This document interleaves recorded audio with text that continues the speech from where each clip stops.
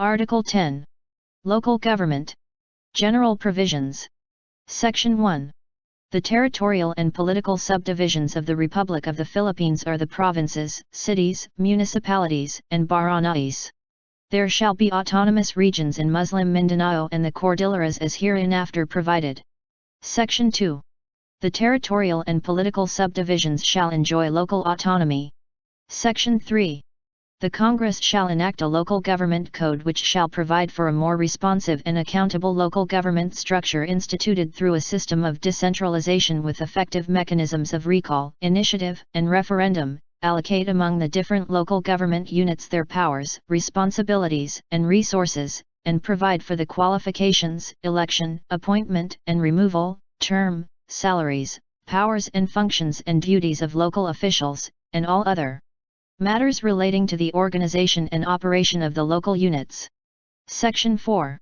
The President of the Philippines shall exercise general supervision over local governments. Provinces with respect to component cities and municipalities, and cities and municipalities with respect to component barangays shall ensure that the acts of their component units are within the scope of their prescribed powers and functions. Section 5. Each local government unit shall have the power to create its own sources of revenues and to levy taxes, fees, and charges subject to such guidelines and limitations as the Congress may provide, consistent with the basic policy of local autonomy. Such taxes, fees, and charges shall accrue exclusively to the local governments. Section 6. Local government units shall have a just share, as determined by law, in the national taxes which shall be automatically released to them. Section 7. Local governments shall be entitled to an equitable share in the proceeds of the utilization and development of the national wealth within their respective areas, in the manner provided by law, including sharing the same with the inhabitants by way of direct benefits. Section 8. The term of office of elective local officials, except barangay officials, which shall be determined by law, shall be 3 years and no such official shall serve for more than 3 consecutive terms. Voluntary renunciation of the office for any length of time shall not be considered as an interruption in the continuity of his service for the full term for which he was elected. Section 9. Legislative bodies of local governments shall have sectoral representation as may be prescribed by law. Section 10. No province, city, municipality, or barangay may be created, divided, merged, abolished, or its boundary substantially altered, except in accordance with the criteria established in the local government code and subject to approval by a majority of the votes cast in a plebiscite in the political units directly affected. Section 11. The Congress may, by law, create special metropolitan political subdivisions, subject to a plebiscite as set forth in Section 10 hereof. The component cities and municipalities shall retain their basic autonomy and shall be entitled to their own local executives and legislative assemblies. The jurisdiction of the metropolitan authority that will hereby be created shall be limited to basic services requiring coordination. Section 12. Cities that are highly urbanized, as determined by law, and component cities whose charters prohibit their voters from voting for provincial elective officials, shall be independent of the province. The voters of component cities within a province, whose charters contain no such prohibition, shall not be deprived of their right to vote for elective provincial officials.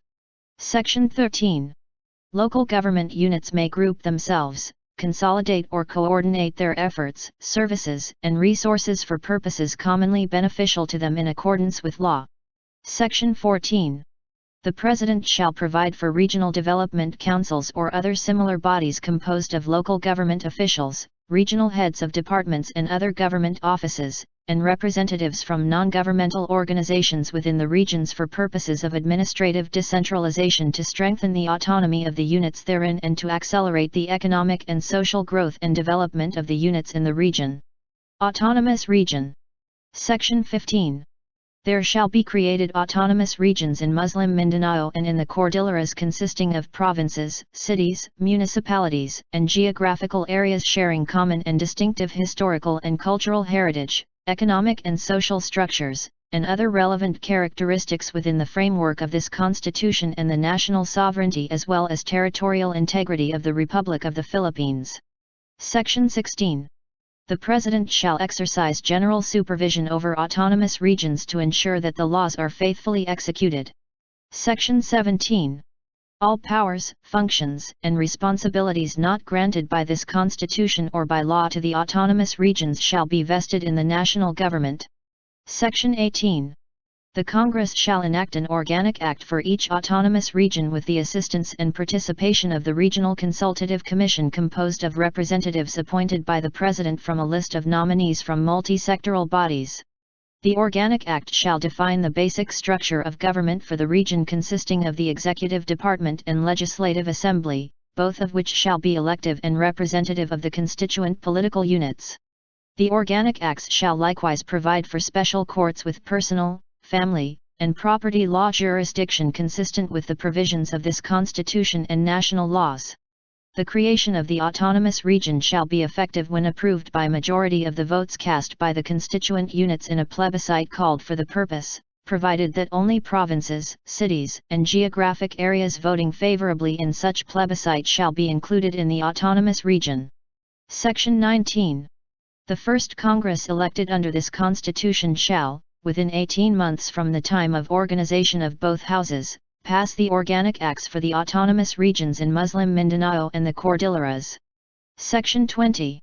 Within its territorial jurisdiction and subject to the provisions of this Constitution and national laws, the Organic Act of Autonomous Regions shall provide for legislative powers over 1. Administrative organization. 2. Creation of sources of revenues. 3. Ancestral domain and natural resources. 4. Personal, family, and property relations. 5. Regional urban and rural planning development. 6. Economic, social, and tourism development. 7. Educational policies. 8. Preservation and development of the cultural heritage, and 9. Such other matters as may be authorized by law for the promotion of the general welfare of the people of the region. Section 21. The preservation of peace and order within the regions shall be the responsibility of the local police agencies, which shall be organized, maintained, supervised, and utilized in accordance with applicable laws. The defense and security of the regions shall be the responsibility of the national government. Article 11. Accountability of public officers. Section 1. Public office is a public trust. Public officers and employees must at all times be accountable to the people, serve them with utmost responsibility, integrity, loyalty, and efficiency, act with patriotism and justice, and lead modest lives. Section 2. The President, the Vice President, the members of the Supreme Court, the members of the Constitutional Commissions, and the Ombudsman may be removed from office, on impeachment for, and conviction of, culpable violation of the Constitution, treason, bribery, graft, and corruption, other high crimes, or betrayal of public trust. All other public officers and employees may be removed from office as provided by law, but not by impeachment. Section 3. 1. The House of Representatives shall have the exclusive power to initiate all cases of impeachment. 2. A verified complaint for impeachment may be filed by any member of the House of Representatives or by any citizen upon a resolution of endorsement by any member thereof, which shall be included in the order of business within 10 session days, and referred to the proper committee within 3 session days thereafter. The committee, after hearing, and by a majority vote of all its members, shall submit its report to the House within 60 session days from such referral, together with the corresponding resolution. The resolution shall be calendared for consideration by the House within 10 session days from receipt thereof. 3. A vote of at least 1/3 of all the members of the House shall be necessary either to affirm a favorable resolution with the articles of impeachment of the committee, or override its contrary resolution. The vote of each member shall be recorded. 4. In case the verified complaint or resolution of impeachment is filed by at least 1/3 of all the members of the House, the same shall constitute the articles of impeachment, and trial by the Senate shall forthwith proceed. 5. No impeachment proceedings shall be initiated against the same official more than once within a period of 1 year. 6. The Senate shall have the sole power to try and decide all cases of impeachment. When sitting for that purpose, the senators shall be on oath or affirmation.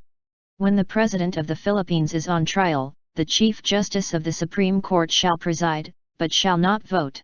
No person shall be convicted without the concurrence of 2/3 of all the members of the Senate. 7. Judgment in cases of impeachment shall not extend further than removal from office and disqualification to hold any office under the Republic of the Philippines, but the party convicted shall nevertheless be liable and subject to prosecution, trial, and punishment according to law. 8. The Congress shall promulgate its rules on impeachment to effectively carry out the purpose of this section. Section 4. The present anti-graft court known as the Sandiganbayan shall continue to function and exercise its jurisdiction as now or hereafter may be provided by law. Section 5. There is hereby created the independent office of the Ombudsman, composed of the Ombudsman to be known as Tinodbayan, one overall deputy and at least one deputy each for Luzon, Visayas, and Mindanao. A separate deputy for the military establishment may likewise be appointed. Section 6. The officials and employees of the Office of the Ombudsman, other than the deputies, shall be appointed by the Ombudsman according to the Civil Service Law. Section 7.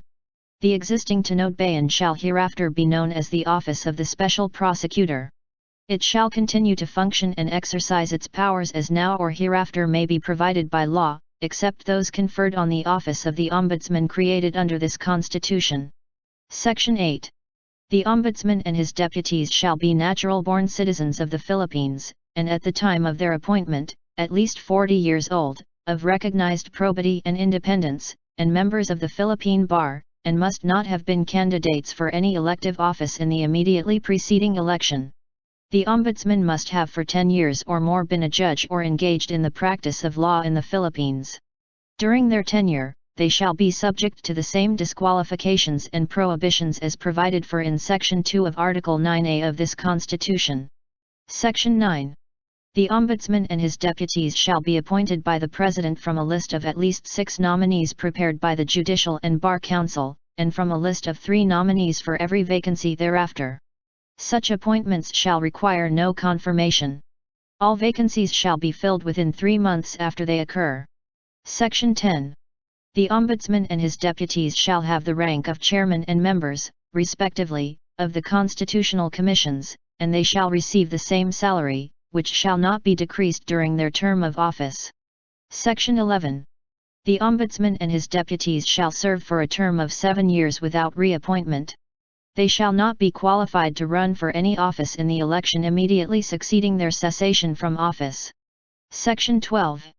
The Ombudsman and his deputies, as protectors of the people, shall act promptly on complaints filed in any form or manner against public officials or employees of the government, or any subdivision, agency, or instrumentality thereof, including government-owned or controlled corporations, and shall, in appropriate cases, notify the complainants of the action taken and the result thereof.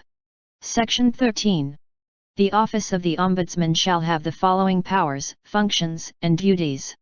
1. Investigate on its own, or on complaint by any person, any act or omission of any public official, employee, office or agency, when such act or omission appears to be illegal, unjust, improper, or inefficient.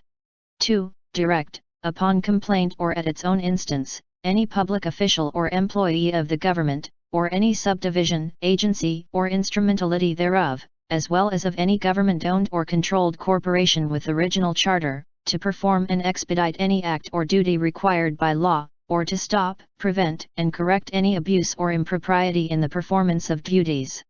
3. Direct the officer concerned to take appropriate action against a public official or employee at fault, and recommend his removal, suspension, demotion, fine, censure, or prosecution, and ensure compliance therewith. 4. Direct the officer concerned, in any appropriate case, and subject to such limitations as may be provided by law, to furnish it with copies of documents relating to contracts or transactions entered into by his office involving the disbursement or use of public funds or properties, and report any irregularity to the Commission on Audit for appropriate action. 5. Request any government agency for assistance and information necessary in the discharge of its responsibilities, and to examine, if necessary, pertinent records and documents. 6. Publicize matters covered by its investigation when circumstances so warrant and with due prudence.